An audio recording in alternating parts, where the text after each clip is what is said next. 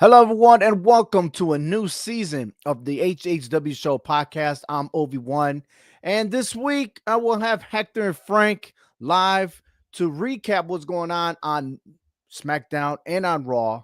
But today is a special episode because it is the debut of WWE on Netflix.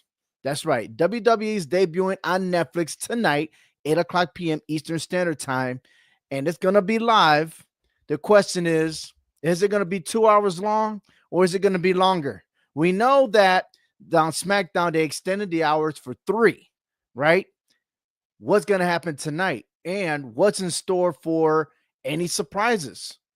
But coincidentally, WWE has started a prediction on their website, and that is from a former NFL writer and Pat McAfee Show's correspondent, Mark Caboli. He gives his prediction on Raw. Now, will it be on point or is it just something that for people to read? So, without a doubt, I'm just going to recap everything that's going on. And again, it's our special, how you say it, podcast, broadcast, if you want to call it. But I would like to make my predictions before tonight's show. So, big shout out to Frank and Hector. I hope you guys are doing well. And to all the listeners and viewers out there, I appreciate with your time and energy spent on our show. So let's get started, shall we? And we're going to go ahead and move on. A nice logo of Monday Night Raw. And we will not see the Women's Intercontinental Championship Finals. Dakota Kai versus Lyra Valkyria will happen next week. And it is a great decision because the WWE does not want this Intercontinental Championship to be a shadow because there's so much going on tonight that it doesn't make sense to have this match. And I agree. I think that in order to make this championship belt prestigious, you want it by itself. All right. Now, to give you an update, Dakota Kai had to win her triple threat match. Zoe Stark did the same. Lyra Valkyria won her section. And Kairi Sane was not able to compete, and Io Sky was able to substitute. She ended up winning. However, Dakota Kai versus Lyra Valkyria, both are superstars earning their victory for the finals. My prediction here is that Lyra Valkyria will become the inaugural Women's Intercontinental Champion. But hey, that's for next week and more to follow this week when we have our regular show. Now, tonight, I do predict that the show should start with John Cena tonight. And I have his championship belt around me. That's right. I'm going to zoom it in real quick, baby. Yay, yay. And behind me over here is the United States Championship, which he made prestigious, always defending it and always putting people over. Okay. And I'm telling you, I would love to see John Cena become a 17-time champion. I think he deserves it. And I know this is his farewell tour. Maybe that's not in the books. I don't know. All right. Maybe it's not his foreseeable future. Maybe it's not good for WWE. But I believe that we should recognize that all the championship that he has won has been under the WWE brand. Now, I understand the debate between him and Ric Flair. But let's put it this way. John Cena, in and out, dedicated his time and energy, and he is by far the GOAT of the WWE. And it's not coming from me as a fan, but even the superstars there that call John Cena the GOAT. Today, yeah, we can acknowledge his Roman Reigns. For each generation, we probably have our own version of the GOAT. But if you want to talk about the all-time, and we could say The Undertaker, Stone Cold, The Rock, Hulk Hogan. You can name them all. But to elevate the way WWE has in the past to lead to what it is for today's superstars, we have to take a look at John Cena. Because everybody knows John Cena, right? And it's going to probably be the most emotional time in 2025. And let's take a look at the outside superstars like Edge. He even said it himself. It's John Cena. But there's a lot of greats. but I'm just looking forward to see which direction would John Cena go. And I want to know who's going to be his opponent for WrestleMania.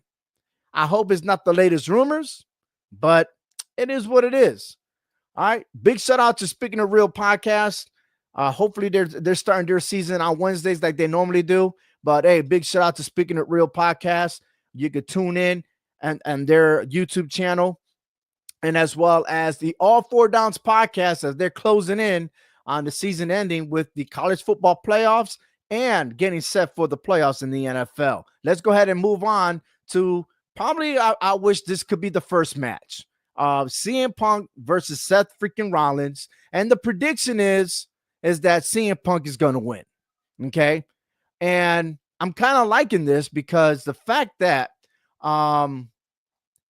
Seth Rollins started all this. Okay. Ever since CM Punk debuted back to the WWE, Seth Rollins has been frustrated. He's upset. Right. And this rivalry really, there hasn't been, except for the last last couple of months, that they've been very verbal with each other and finally got their hands on each other. All right. But Seth Rollins really drew first blood on all this. Okay. And man, you're gonna get a taste of your own medicine. That is my prediction. Like Seth Rollins started it, and CM Punk is just smoothly handling his business. He really has nothing to prove against Seth freaking Rollins. Now he has to defend himself because Seth drew first blood.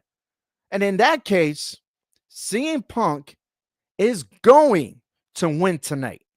And the question is what's going to happen afterwards when Seth Rollins loses? And that's going to be pretty embarrassing because you think that you're right? With all questioning the values and norms about CM Punk, about him being always the fighting one, the chosen one, and the architect, and everything else that you want to say who you are. Well, I'm gonna tell you right now, CM Punk is looking really good to become the winner here. And so did the writer there. He said that Punk is going to win. So we agree on that. The next match is no other than Jey Uso versus Drew McIntyre. McIntyre is out for revenge, and I think he's playing dirty. I really am. I think that there's something going on here. Why all of a sudden did Drew McIntyre come back after he took some time off after the Hell in a Cell with CM Punk? All of a sudden now attacking just the bloodline. And it's a Pacific bloodline. For example, Jey Uso was first backstage. Then he attacked Sami Zayn. And then he beat him twice. Okay. And then he goes on to SmackDown to confront Solo Sikoa. And nothing was said, but he said he was going to save him for last. But is it coincidentally that somebody else is pushing the buttons? I got a feeling, little by little, I think The Rock has something to do with backstage. I really do. And it's going back to when Drew McIntyre received an award, right? He received a gift, really, by The Rock with a special sword. And it was given to him at a certain restaurant. Though, if you haven't paid attention to that, I want you to look it up on the YouTube channel or wherever you find your social media platform and look up how Drew McIntyre got his famous sword. All right. And it happened after he re-signed with the WWE. So I'm wondering if The Rock lured him into believing, hey, I'm going to give you a chance here. Go ahead and attack these people. Go ahead and attack the bloodline. Add some more problems for the bloodline itself. Therefore, I do predict that Drew McIntyre is going to win tonight, and he will defeat Jey Uso. Okay. Now, speculation is that maybe McIntyre might get some help with some distraction. Could it be maybe the bloodline? Solo Sikoa might tell his peoples, hey, go ahead and handle that business for what had happened on Friday Night SmackDown. I don't know. But I don't think Drew is going to be clean on all this. Next, it is the WWE World's Women Championship. Now, A lot of people saying, like, I wish this was over with. Like, this rivalry is getting old. But I feel like this might be the final chapter. At least I think it is. Okay. And this is my thinking. You could agree to disagree. It is all right. But year 2024 really belonged to Liv Morgan. And with Liv Morgan battling against Rhea Ripley, matches have never ended properly. Okay. And the fact is this: if this is going to be it, year 2025, we were already seeing a new world champion, a women's champion, Tiffany Stratton on SmackDown. Why not a new champion debuting here on Raw on Netflix for the fan favorite? And that is Rhea Ripley. Ripley should win this match, however it happens, but it's going to be one probably what steals the whole match tonight. I really do think so. And I do believe that Rhea Ripley will become finally a world champion. 2-time champion, 3-time champion, it doesn't matter. She's going to make this happen. And besides, Judgment Day is already falling apart. You could probably add that to it. I really do. Okay. Rhea will get her title back and it ends. Okay. Yes, I really do. All right. Speaking of Rhea also says The Rock will show up. Let's hope so. But I'm not too fond of The Rock showing up tonight. I don't think it's going to be. I don't know. I think that is going to be, how you say it, a tease, maybe, because you don't want to put everything all in one show for the debut of Netflix. We want to get some more flavor to follow it the next week, especially when you're getting people a chance to subscribe to Netflix, those that haven't, that have been paying attention to the USA channel all this time. Now we're going to get more viewers on Netflix. All right, let's move on to the next match. And this is probably the main event. And if The Rock shows up, what gotta be guaranteed the main event, right? Roman Reigns versus Solo Sikoa. This is probably one of the matches that left me scratching my head after SmackDown, with the promo with Solo and the wise man, Paul Heyman. All right. And just reading off the script here, if this match doesn't scream out for The Rock to appear following the outcome, then I'm not sure what does. The People's Champ's last WWE appearance came 3 months ago at WWE Bad Blood, and he didn't seem pleased with Roman Reigns, Cody Rhodes, or Jimmy Uso working together to defeat Solo Sikoa's bloodline. And now, just remember that Solo Sikoa did say you got to trust the process, right? And it came to the fact that somebody else is pulling the strings.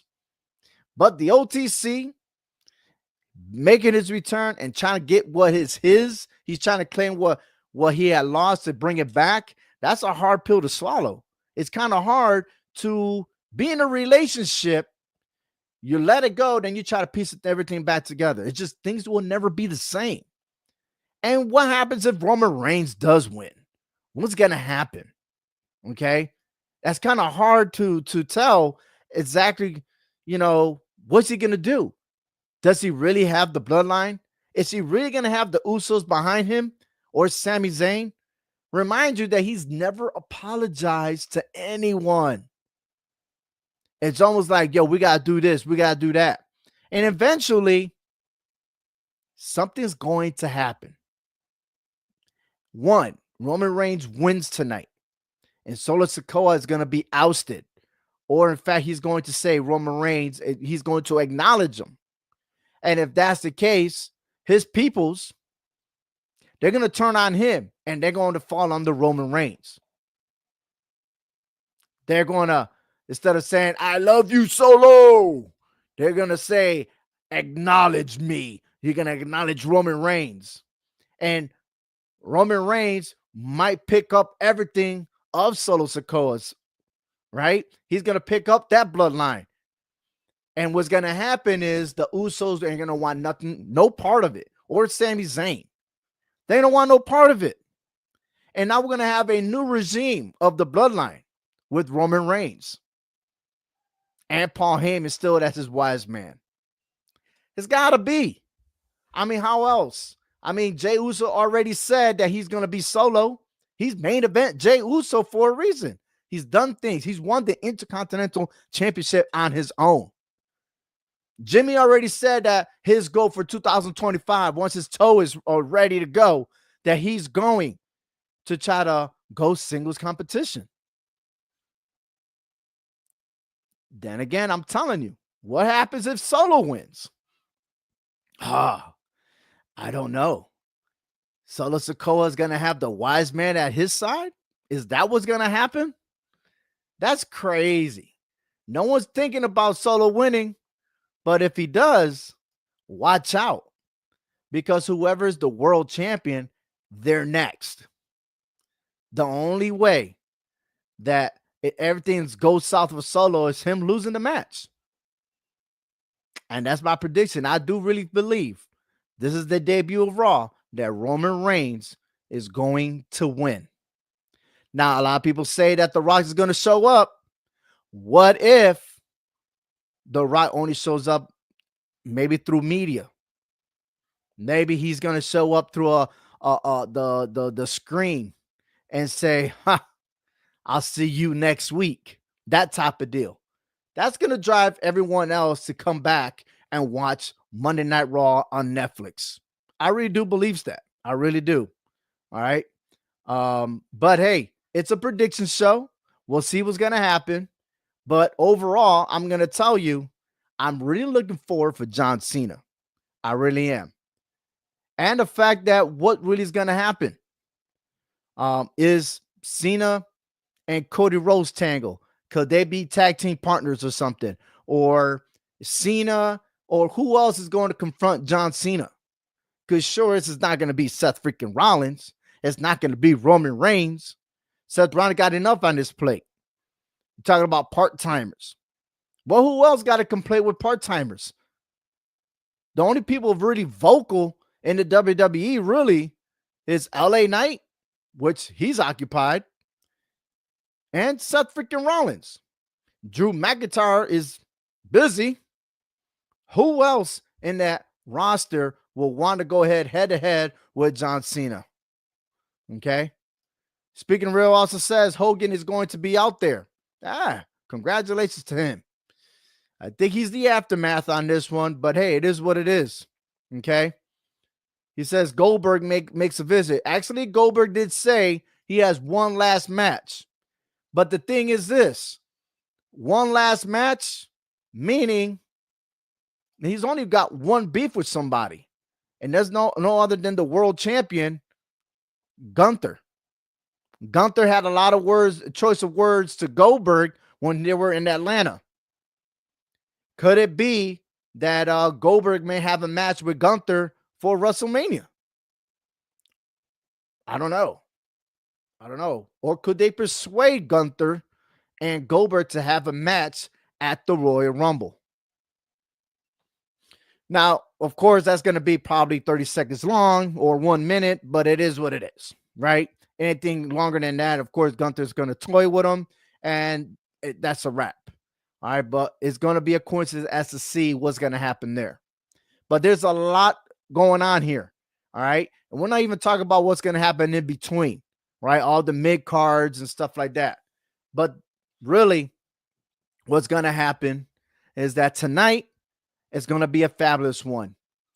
And I'm just curious, being on Netflix, not at the USA channel, will there be commercials? Would it be commercial free? Would it be less of that and more promos from the WWE superstars? We got that and much, much more here on the HHW Show podcast. So tune in this week as we start a new season. As always, when we start new, we're always getting ready for the Royal Rumble. I'm Obi-Wan. Thank you for listening. Take care, everyone. I see you this week for a recap of both SmackDown and Monday Night Raw.